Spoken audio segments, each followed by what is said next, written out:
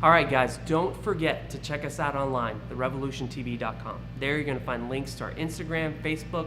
Reach out to us. You're not alone. therevolutiontv.com. George and I have worked in media production all of our married life. We've met some incredible people, and the ones who have the most wisdom are typically the ones who have been there, done that, have the t-shirt. We've always been on the lookout for folks who prioritize what really matters in life.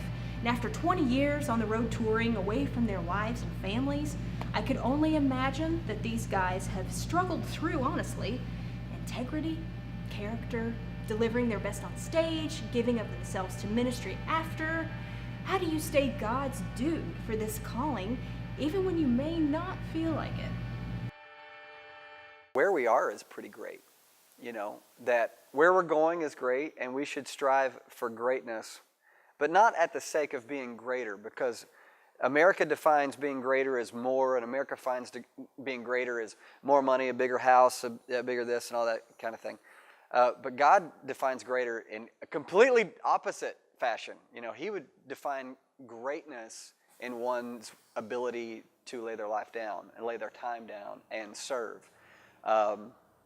One's greatness would be defined on giving up the best seat, for someone else. One's greatness would be defined by their actual ability to love and give than their ability to take. If you're able to love, it allows you have to be able to take a second to look through someone else's eyes than your own. And I think whenever you talk about politics and you see people mad on this side and you see people mad on that side, really you see a group of people only looking through their eyes and then only looking through their eyes. And when you're able to love somebody and you're able to actually spend time with them and say, why are you mad and what are you wanting? And why are you mad and what are you wanting? The thing that I have found is that, again, it's America is opposite than God. We elect our representatives to represent us, but God actually elects us to represent Him. And so we keep asking somebody to go and do something for us, and it's bred us to be lazy as Americans. We're like, if you're pro-life, which really just means anti-abortion, because if you're pro-life, then that means you would adopt somebody who, needs a mother and a father. If you're pro-life, that means you would be, doing everything you could to make sure that people weren't getting executed. You would, if you're pro-life, really anti-abortion is what I think people, actually are. But instead of asking somebody to go represent you, which actually has robbed the church of their purpose and robbed the church of their energy, where now our church services are really concerts, when we as the church, those are the things that we should not be asking people to represent us to go do those things. We should be going and doing those things.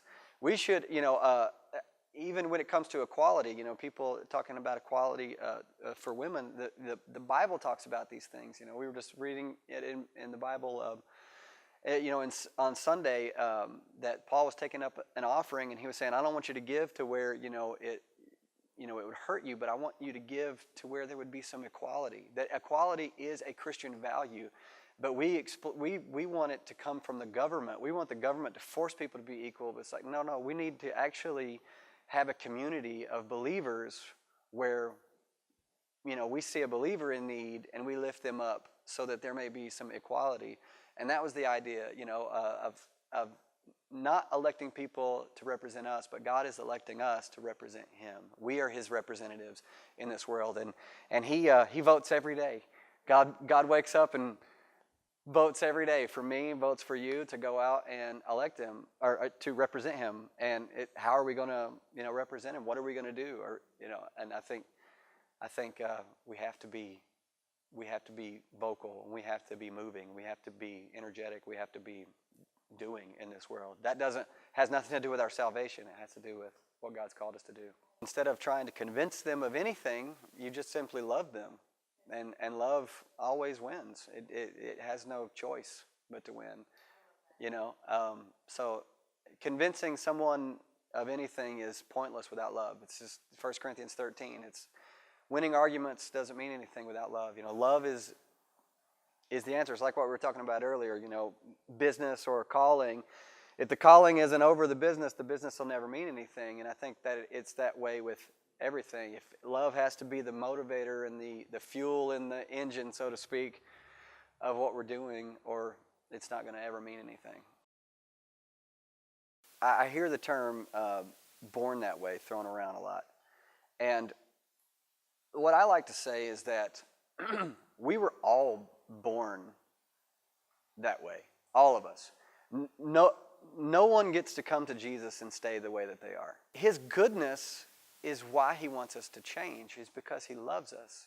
I'm a father, and I get to see that now, that like my daughter was just simply whining and using a tone of voice that I knew was very annoying, and I know she's in my house, and I have this small window to train her to not speak that way to people, that I want to train her to do something better. It's because I love her, and I want her to be awesome, and I want her to be amazing. Times that by infinity about how God feels about me, about how God feels about you. And when we come to him and he sees these things that are in our heart that are covetous, and he sees these things in our heart that are lustful, and I don't want you to even be angry at somebody. I want you to transform from the inside out. And that's why we all come to Jesus, no matter, again, what sexual orientation, no matter what culture, no matter if we've got a lot of money, if we've got a little money. He comes to us with this better life of love, this better way to live. And it is his way that he lived out. See, he would never ask us to do something that he wasn't willing to do first, and he came and did it first. He's not like one of these fathers that they would say, do as I say, don't do as I do. He's like, no, watch me, I do it, then you do it. And that says to me, it speaks of his goodness. It speaks to how good he is, how much he loves me, that he's not trying to take lust away from me because he's trying to take my fun away. He's actually taking lust away from me because he loves me. He's wanting to take it away from me because he knows what it's doing to me on a deeper level. He knows that it is literally murdering me from the inside out. And you can just go down the list of all the things that God would come to us and ask us to change. In Galatians chapter 5, it gives a big list of all of these things that are the works of the flesh or acts of the flesh or whatever, however it's listed there. And it goes through all of these things, and you see in there's like jealousy and wrath and anger and contention and bitterness and all these things wrapped up into sexual immorality. And we focus on this one thing, and there's these big things over here. And these other things we just gloss over, and it's like, he has a better way. He doesn't want us to be jealous. He doesn't want us to be bitter. He doesn't want us to be contentious. And he doesn't want us to be angry. And why? Why is he saying not to do that? Because he loves us, because he's good, and because he wants us to walk in peace. And it is his goodness that leads us to repentance. And so we see when we don't line up with those things, we don't see the hand of God out to punish us. We see the hand of God out to guide us and to take us to repentance. Is literally like a turning around. And that's exactly what God is trying to do with repentance.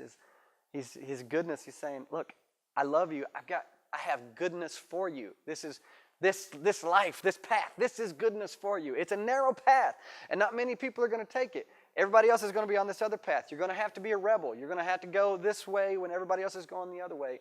But this path is goodness. This path has good things for you. This jealousy that you think feels so good, this bitterness that you've been carrying around for 30 years, which has really become a part of your identity, and it feels so good, and you're not even going to know who you are when you wake up without it.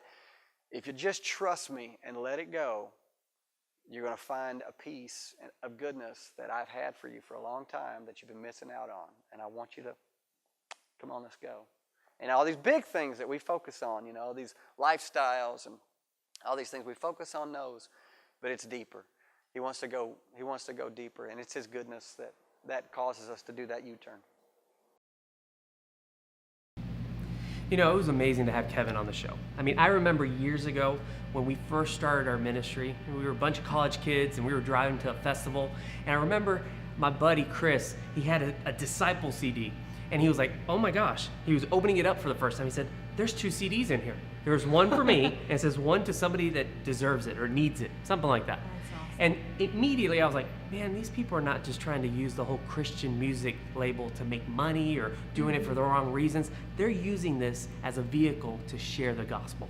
So awesome. You know, fast forward that a couple of years, and we were partnering with different festivals, and we would hear Kevin with his Bible right in the middle of a set just preaching the gospel to kids that maybe got dragged to the show. You know, you'd see like thousands of kids, and he's there, and all of a sudden people are coming in as an altar call just breaks out. That's Kevin Young. He was always about sharing the gospel, the good news. So it doesn't surprise me that they've had 20 years and he has kept on being faithful, being a minister first at home with his family. And that's something that we all have to put first. You know, Kat and I, we talk about it all the time. I'm not George, the TV minister guy, or George, the corporate America guy. I'm George, the husband and daddy to Victor and Christian. Our ministry starts first at home.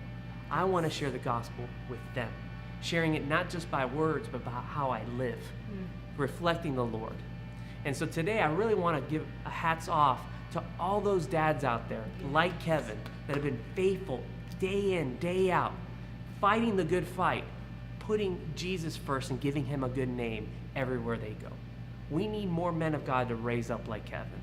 And today I challenge you, if you've been struggling a little bit and you're about to give up, don't give up. We're here to contend for his kingdom. We're here to share his glory with everybody, share his grace. And it's guys like Kevin that we can look at and we can use that to encourage us to keep going, keep fighting, keep putting your family first. They're your number one priority and they're your first ministry. Amen. And he wants you just as you are. You don't have to be perfect. You don't have to earn his love and acceptance. He wants you right where you're at. Thank you so much for watching today. We love you guys. And if God is for us, who can be against us?